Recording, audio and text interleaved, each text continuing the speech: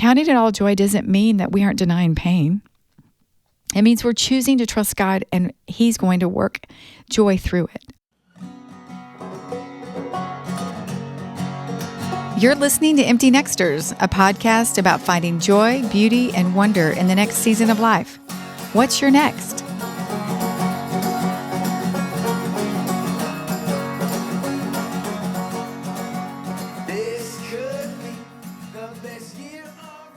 Well, hello, everyone, and welcome to the Empty Nexter podcast. I'm Shelly, and I am your host today. As we say all the time, as we have this adventure of discovering the joy, the wonder, and the beauty of what our next is. And thank you for coming and sitting with me for a few minutes as I share my heart with a season that I've been in for a little bit. And I wanted to see if I could encourage you if you're in the same season as me. I realized as I've been doing this podcast for, we're going on, I think 12 or 13 episodes. And again, my mind is blown and how grateful I am for the support and the love. But I'm realizing that the community that I am a part of, we are so much better when we are able to share our stories, share what we're going through, the good, the bad, the wow, I can't believe this is happening. Help me out of this. Help me walk through this. Help me think right about this. We need each other so desperately. And so if you get anything from this podcast today, no matter what, you are loved and valued, and the Lord wants you to be a part of a community. And that I am forever grateful for, that I am part of a community, and my Nexter community has been the most amazing thing. And it took me a minute to say yes to it. So don't assume that your no is where you're going to stay. Sometimes it's no for a minute, but then slowly but surely, as you open yourself up to the Holy Spirit and let Him work on those areas in your heart, that no becomes a maybe, and then it becomes a yes, and then it opens up so many possibilities for you to connect with other women and other people that are walking down the same path as you, and they have a different perspective, and it just helps us do life so much better. So anyway, with that being said, I want to jump into today's topic. Now, I'm going to do a minor disclaimer. I speak from my truth. I know that's a phrase we don't always like to hear, my truth, but I speak from the truth I know at this moment. Again, I've said in several podcasts, I'm a work in progress. I'm that masterpiece that God sees in me and sees in you, that we are always wanting to be more like Jesus. So this podcast episode is going to be a little more not serious, but more somber and mindful of just the season I've come out of. While I love to live in a season of joy, this particular topic of joy has caused me to really reflect. And the topic is count it all joy. So let's dive in. So the phrase count it all joy comes from James 1 verse 2. I'm sure you've all heard it. So I'm going to read it. My brethren, count it all joy. Now, I'd like to just stop at that point, and that's all we're going to say about that verse. Well, there's a little more to that verse than we like to read. It says, my brethren, count it all joy when you fall into various trials, or my sisterin, or my sisters, my brothers and my sisters, my nexters, young and old. Count it all joy when you fall into various trials. Okay, so I have to stop right here and just breathe a minute, because just the phrase alone, it's just like, oh, do I really want to talk about this? Count it all joy. Count it all joy. Joy, joy, joy. Okay. So I just don't even know, that's why I'm doing this podcast episode, is because this is where I'm living. James is a really cool guy, but he has stirred up some things in me that has caused me to go, oh, do I really count it all joy? Now, I know we've talked about, the joy of parenting and, the joy of mothering, but this is count it all joy. It's a whole different vibe. So to me, the scripture is just basically saying, consider trials, hardships, and difficulties as opportunities for joy rather than discouragement. Wow.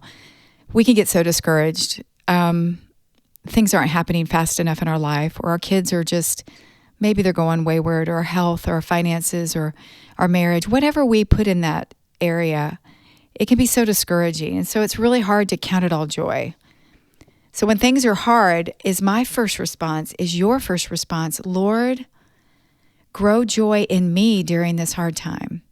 Do I see struggles as a path to a stronger, deeper faith? Again, ugh, I may be doing ugh a lot in this episode. Do I see that going into a season of ugh? I don't want to go through the process of pain to get to the deeper faith. I want what the deeper faith brings, but I don't want to go through the process.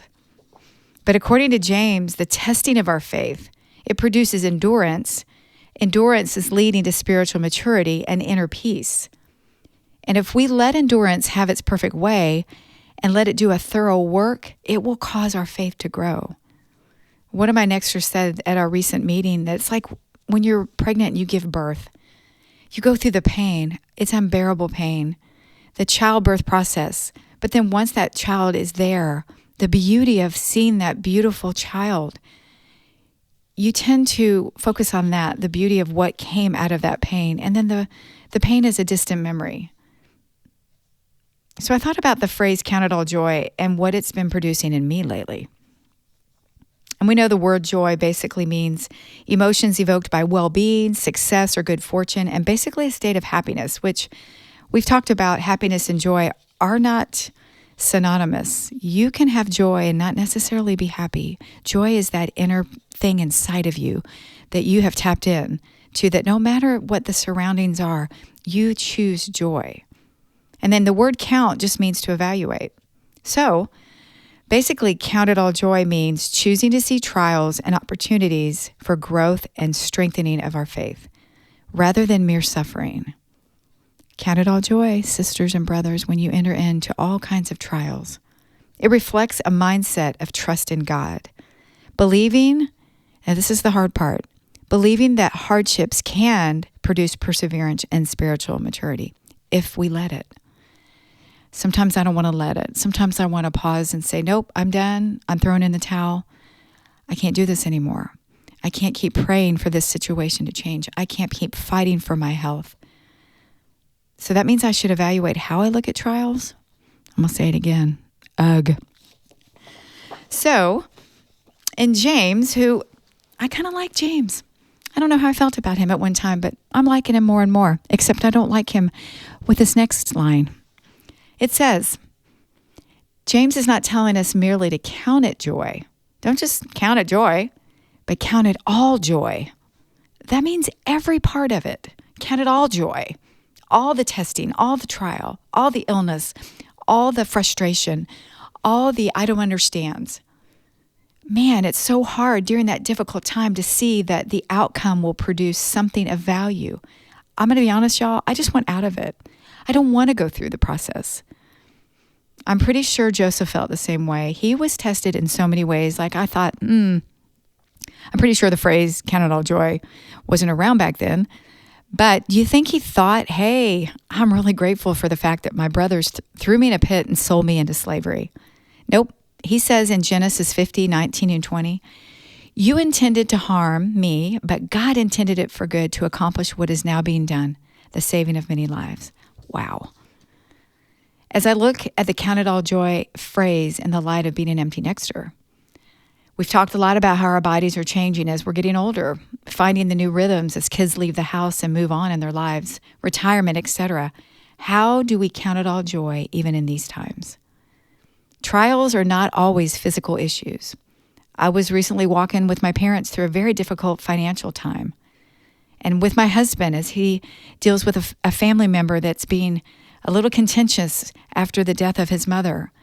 Those are times when you're like, oh, count it all joy, count it all joy. And you know, trials, they come in various shapes and sizes and personalities and people. It's not just one thing. And I want to make sure on this podcast I say, I am not minimizing whatever your trial is you're going through. There are people listening that are dealing with life-altering illnesses and serious situations. I'm just saying this is what I've been trying to learn as I go through my own struggle. Hopefully it will then help you. So I just said it, no matter what the issue I'm looking at, am I looking at it from the lens of what will this produce in me?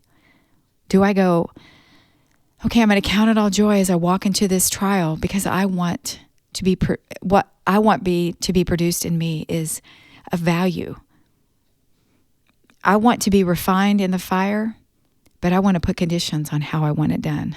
Oh, is anyone else like that? Man, that's so painful. Like we sing, oh, refine me, God. Refine me.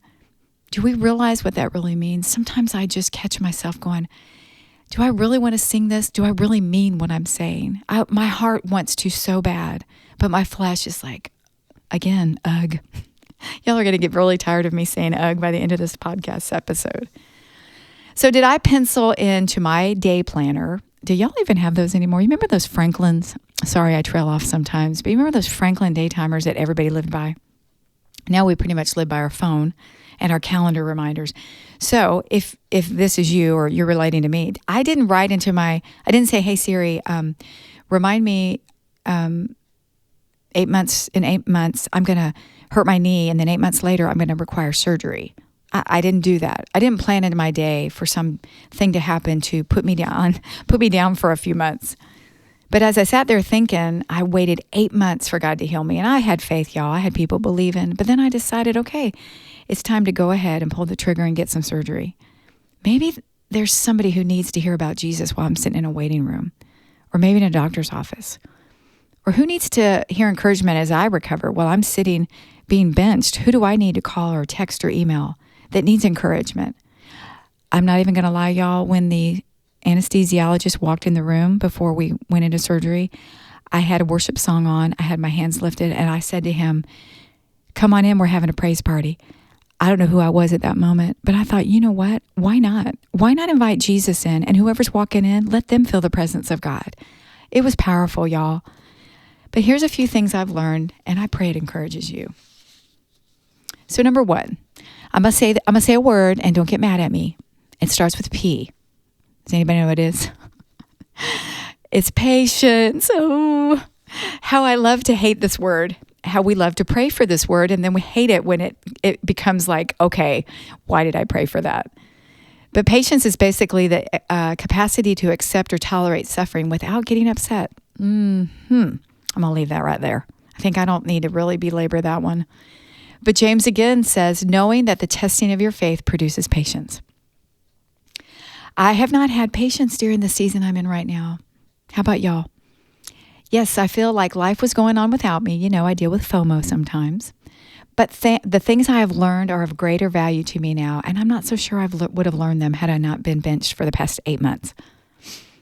I've had some pretty honest conversations with Jesus lately, and I've even screamed at the top of my lungs, how long is this going to take?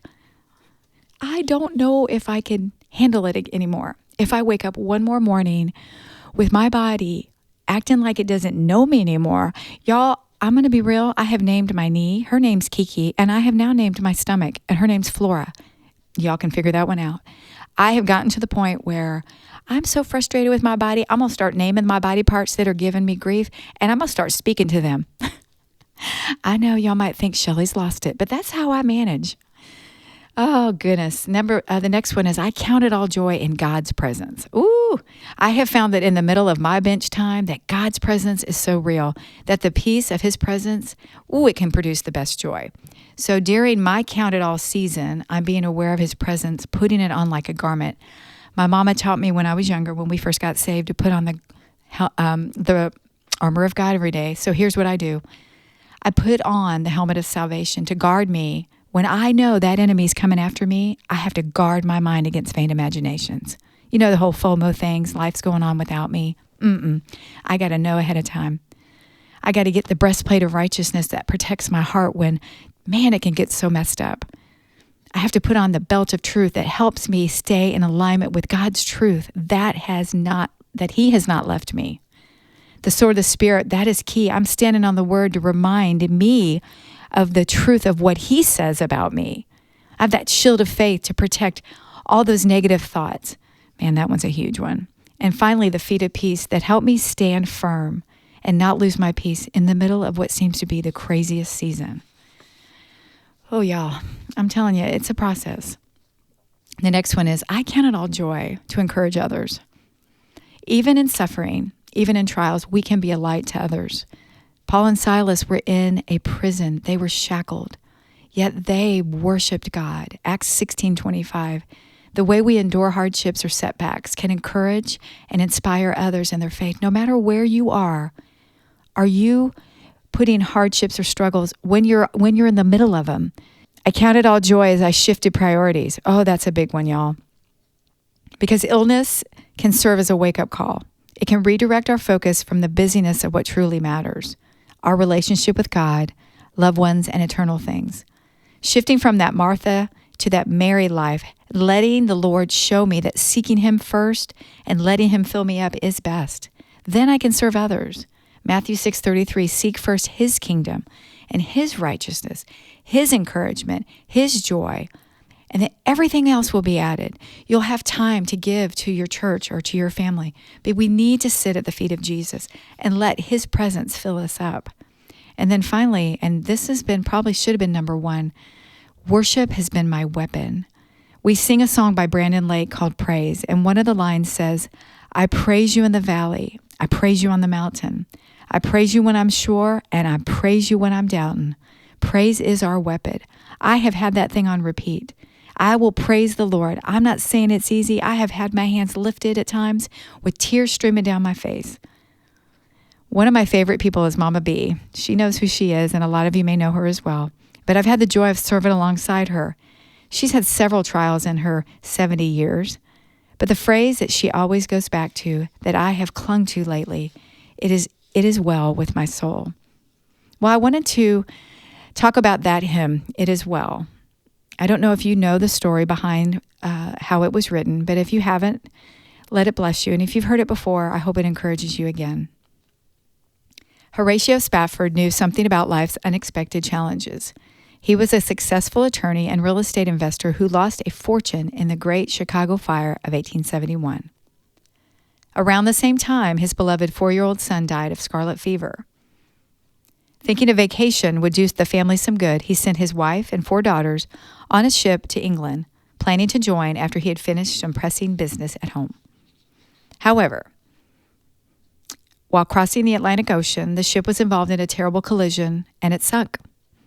More than 200 people lost their lives, including all 4 of Horatio Spafford's beautiful daughters. His wife Anna survived the tragedy. Upon arriving in England, she sent a telegram to her husband that only said, "Saved alone, what shall I do?" Horatio immediately set sail for England, and at one point during the voyage, the captain of the ship, aware of the tragedy that he had experienced, summoned Horatio to tell him that they were passing over the exact spot that the shipwreck had occurred. As Horatio thought about his daughters, words of comfort and hope filled his heart and mind. He simply wrote down the line to the hymn that we all love so much.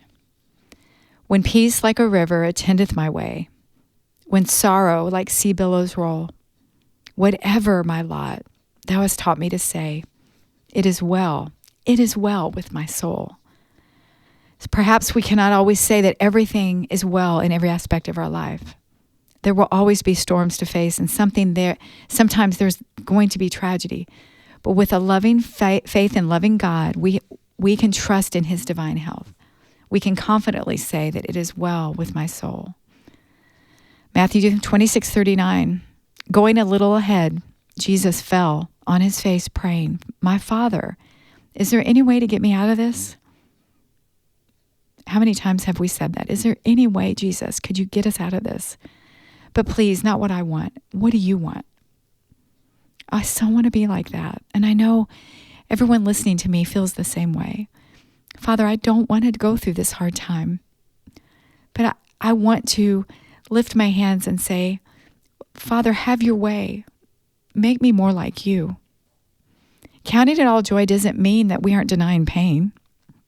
It means we're choosing to trust God, and He's going to work joy through it. Joy is found in knowing that trials are not wasted, but they're used to strengthen and draw us closer to Jesus. So as I close today, I pray that no matter what you're going through, that you, like James, can say, I count it all joy, because on the other side of this, Father, you will be glorified.